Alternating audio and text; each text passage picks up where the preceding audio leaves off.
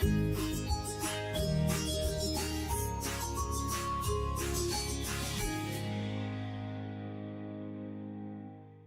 let us move on and look at some of the principles of growth that we can learn from plants.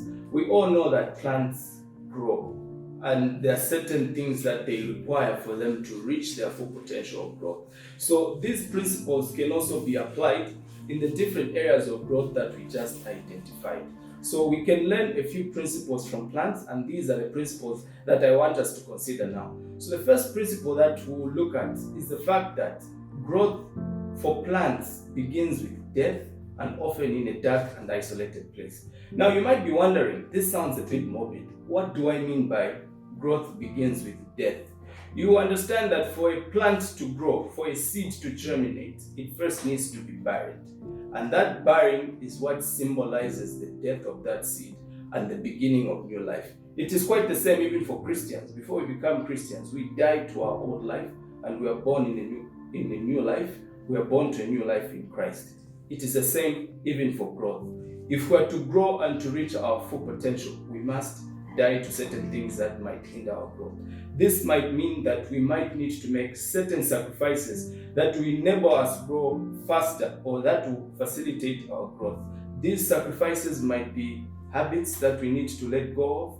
We need to die to certain habits. We need to die to certain individuals we are found with. We need to die to certain situations that we know are not good for our growth. We need to be in a position where we facilitate this growth and we avoid anything that can hinder it. Now, I know this is a difficult thing to accept or to really think about when it comes to growth. We all have friends, we all have things that we love to do, even things that we do know that pose a challenge or really have a negative impact on our growth. But as the seed needs to die before it can germinate and start growing, we need to ensure that even ourselves, we make sacrifices, we die to things that will hinder our growth. And like I said, the seed is in a dark and isolated place, and from there it grows to its full potential. This dark and isolated place can represent challenges for us, struggles that we might go through. These struggles actually strengthen us, and it is in these dark places where we are tested and tried that we germinate and grow to our full potential. So that is the first principle we can learn from the plants, that plants need to grow, and for them to grow, to germinate, they need to die, and they need to be in an isolated and a place that can actually facilitate that growth. Okay, so let's move on to the second point that we learned from plants. The second point that we learned from plants is that growth happens when plants actually follow the sunlight. Plants follow the sunlight to grow. This is very common in plants like the sunflower and other plants, of course. So you find that even scientists actually did a research where they turned plants away from the sun, or they tied them up in a manner that the plants could not move. So it was discovered that those plants that were tied up or were unable to follow the light of the sun were unable to grow because of the lack of exposure to sunlight.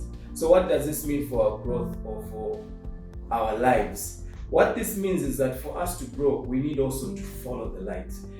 You know, we live in dark and gloomy times. At times, we are going through pandemics, we're going through people actually getting sick, people are losing their loved ones. There is a lot of darkness that has befallen many parts of the world. But for us to grow, we do not need to focus on all the bad things that are happening or all the dark and gloomy places that we can maybe probably take our minds to. We need to follow the light. We need to focus on the good. And as the Bible says in John chapter 8, verse 12, Jesus said, "I am the light of the world. Whoever follows me will not walk in darkness, but will have the light of life." So as Christians, or as people who are trying to grow to their full potential, we must get the example of growth from plants, which follow the light in order for them to grow. We equally need to stay out of dark places, remove our minds from the dark places that may try to overtake us, and focus on the light of Christ, which gives us life. That is the second point that we need to take note. The third point I want us to look at is that when plants grow, their growth is actually something that is not very massive or something that is rapidly done or something that you can see on a large scale. It is the same for our lives. At times you might be working very hard to try and change certain things in your life that you think are hindering your growth. You might be putting in effort, but you don't seem to see the results in your life. What I want to tell you, the lesson we learn from plants, is that growth does not always need to be massive. Don't ignore the small changes that you're making in your life that are making you better. As we read from scriptures, we are told not to despise the things of small beginnings, that the Lord rejoices to see the work begin. And that is a point that we need to take very seriously. The Lord does not only rejoice in seeing the work finished, but He also rejoices in seeing the work begin. What this tells us is that what is important for your growth is not actually your destination, is you beginning the process, every day becoming better than you were the previous day. And do not be so hard on yourself when you think or when you seem not to be seeing the results that you want. And it is very common, even for myself, we are all hard on ourselves because we feel that we need to be making more progress than we actually are. It is a strange thing about the human nature.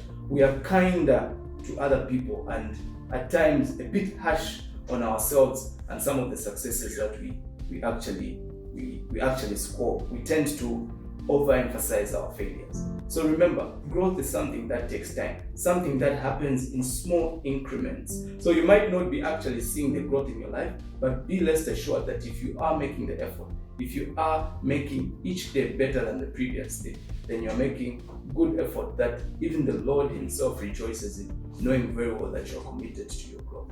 Okay, so let's look at point number 4. The point number 4 is that for a plant to grow to its full potential, there is need for what is known as pruning. Now, experienced gardeners will tell you that for a plant to be healthy, they need to prune. They might need to prune out certain branches or other parts of the plant that don't need to be on the plant for it to grow. What does pruning mean? Now, this point is quite similar to the first point on dying to certain things. Pruning means when you die to certain things, you might give up certain things as you decide to begin your journey of growth. But on this journey, you might find you have again picked up certain habits, picked up certain things that are hindering your growth. So each and every time, we must be working to prune off all those things that are hindering us. Again, I'll emphasize, pruning off might mean pruning off habits, it might mean pruning off individuals or situations which you're found in that probably hinder your growth. You are not, and I want to repeat this point, you are not going to achieve growth to your fullest potential if you want to hold on to everything that you have, even the things that are affecting you negatively. You have to make the strong decision, you have to make the tough decision to let go of certain things and focus on what you value and focus on what you want to achieve in your life. Okay. The 5th point is that plants adapt to seasons for them to grow. Plants go through different seasons. These seasons are called by different names. They're called winter, summer, hot, cold season. But the fact is, a plant will grow and will reach its potential despite the seasons that it actually goes through. Life is no different. We all go through different seasons. There are good seasons and there are seasons that are not so good. But if you are to reach your full potential, you must realize that whatever situation you're going through, whatever season you're going through, it is not a permanent season. It is something that did not come to stay, but something that came to pass. And you must never let a season hinder you from growing or reaching your full potential. You must understand that life is like the changing season. Nothing stays forever. Good times don't stay for that long. Bad times don't stay for that long. We all go through the changing seasons, the goods, the bad, the ups and the downs. So that is another lesson that we can learn from plants. The 6th lesson is that plants need nourishment to grow. They need nutrients, they need water, and like we said, they need sunlight. Now this is an obvious point. I don't need to tell you that plants need nourishment. But it's the same for our lives and our desire to grow. We need to nourish our minds. We need to nourish our bodies. We need to nourish our spiritual lives or our souls in order for us to grow.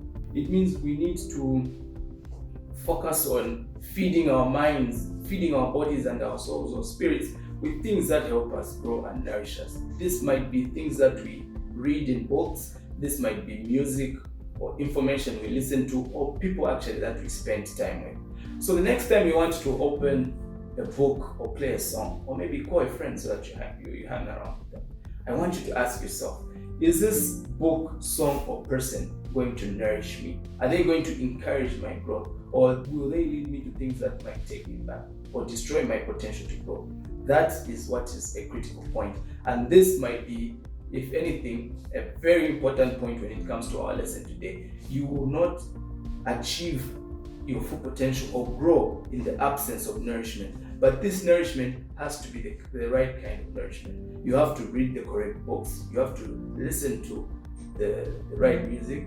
You have to be found around the right company. And you have to be doing the right things for you to grow and reach your full potential. Now you may ask me, so how do you decide what is the right music? How do you decide what is the right material to consume, or indeed the right people to be found with? Again, if we go back to the Bible in Philippians chapter 4 verse 8, we read that whatever things are true, whatever things are noble, whatever things are just, pure, whatever things are lovely, whatever things are of good report, if there's any virtue, and this is a good point, any virtue, or if there is anything praiseworthy, then meditate on these things. Focus on these things to nourish you. So your books, your songs, and your friends, you ask yourself, is it noble, true? Is there any virtue in this thing that I'm doing? Is this thing praiseworthy? I think it's an easy decision to make. Most of the times when we're doing certain things, we already know that these things have got no virtue. They are not praiseworthy, but we just don't have the discipline not to do them. So that is how you decide actually whether or not what you're doing is something that is helping you grow. Finally, viewers, I want us to look at the last point. And this last point, I will not really over-explain it because, again, it goes without saying that growth takes time. I think I've already mentioned this. Don't be too hard on yourself. Growth is not something that you achieve overnight. Even Jesus Christ himself didn't reach his full potential until he had gone through the process of growth. And this took about almost 30 years for him to reach where he was. So for you as an individual seeking to grow, we have said there are 4 areas of growth that you must focus on. 4 areas of growth that you must evaluate and see if you're actually making progress in these areas. These areas are mentally, physically, spiritually, and socially. So you need to ensure that you're making progress, regardless of how small that progress may seem. But you need to be making progress in these 4 areas. And like I said in the last point, growth takes time. Do not be too hard on yourself. Give yourself time to make mistakes, learn from your mistakes, and ensure that you are doing things better each day and you're getting better time and time again. In closing, I want also to give you something that should be a food for thought. You know, there's someone who once said that not all change is growth, just like not all movement is forward. So what does this mean? This means you might be changing, but you need to ask yourself, is your change a change for the positive? Is it positive change? Is it actually growth, or you're changing into something else? Change is the only constant in life. Nothing stays the same. You are changing every day. But is that change growth, or is that change something else? Are you actually moving forward, or are you stagnant, or you're not moving in the correct direction? Remember, if you're not growing, you're dying.